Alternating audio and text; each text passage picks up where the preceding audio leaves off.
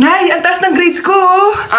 Congrats. Kain tayo sa labas, Nay. Sabi niyo, pag mataas grades ko, kakain tayo. Wala akong time, anak. Nay, nagugutom po ako. Anak, may ginagawa ko. Nay, di po ba kayo magluluto? Ano ba yung anak? Ang tanda mo na, di mo pa rin kaya magluto para sa sarili mo? Kita mo ang dami ginagawa dito? Storbo to. Sige po, Nay. Ako na lang po magluluto.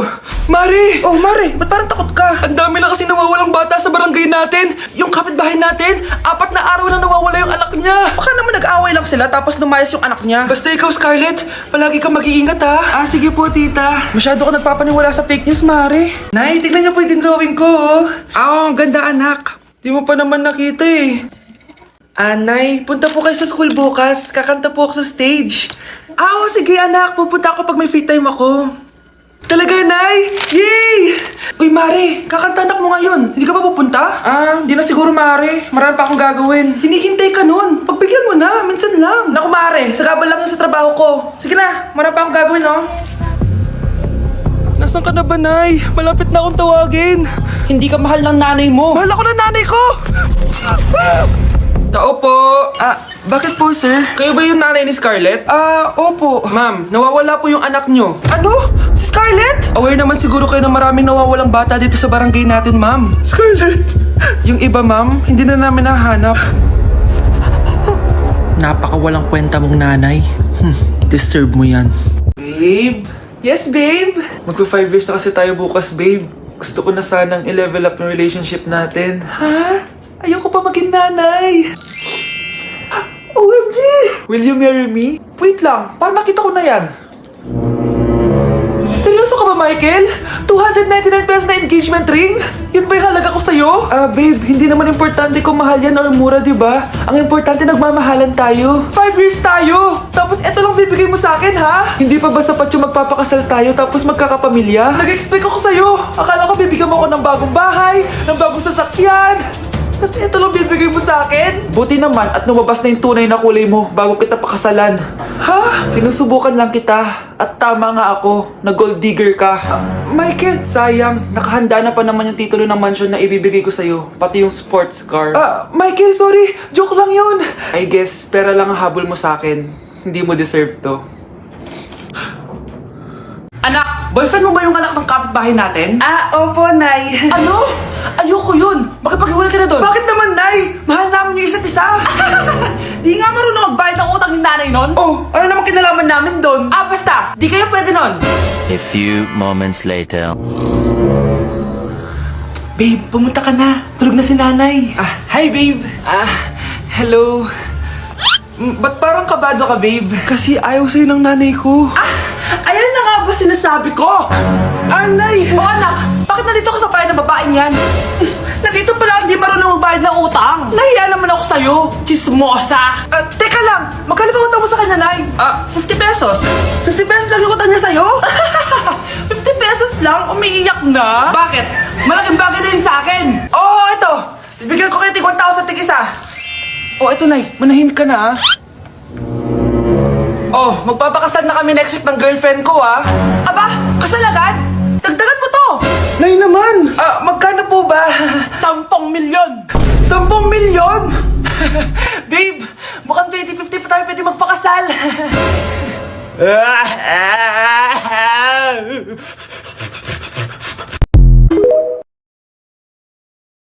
Nawawala na naman yung pera ko. Anak, sumama ka sa akin. Pupunta tayo sa mangkukulam.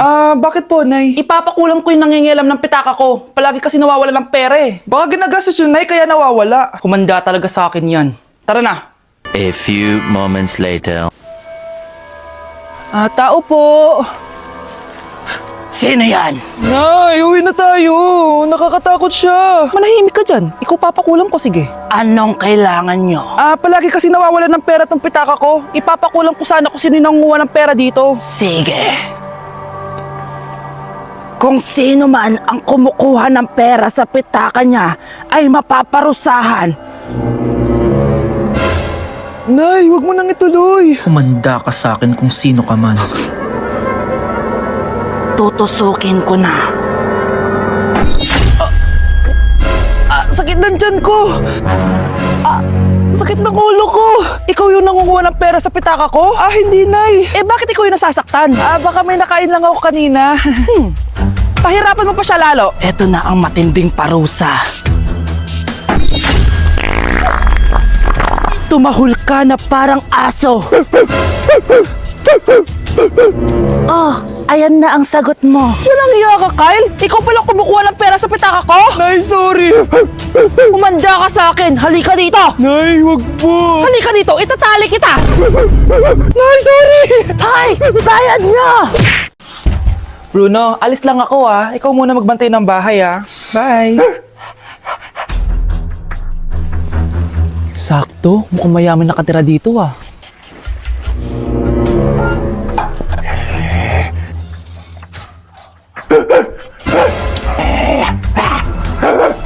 Ano ba naman tong asong to? Doon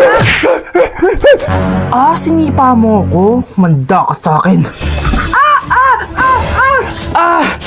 Mamaya ka sa aking aso ka. Oh, ano ka ngayon? Deserve. Oh, bilhin mo na tong gamot. Ha? Para saan? Para di kumalat yung virus dyan sa katawan mo. Kung hindi... Magkano ba yan? Mura lang, 1,000. Ang mahal naman! Eh, di bahala ka sa buhay mo. Oh, ito. Thank you. Check ko muna, baka peke to Okay, eto na. Humanda ka sa aking aso ka! Halika ditong aso ka! Ikaw naman kakagatin ko! Ayan! Huliin niyo yung magnanakaw na yan! Sumama ka sa akin sa presinto! Gusto ko lang naman uminom ng tubig Ang galing mo talaga, Bruno. May pera na naman tayo. Anak, kunin mo kayong pink na Tupperware dyan. Eto po ba, Nay? Oo, ayan. Dalhin mo dito. Bilisan mo, anak.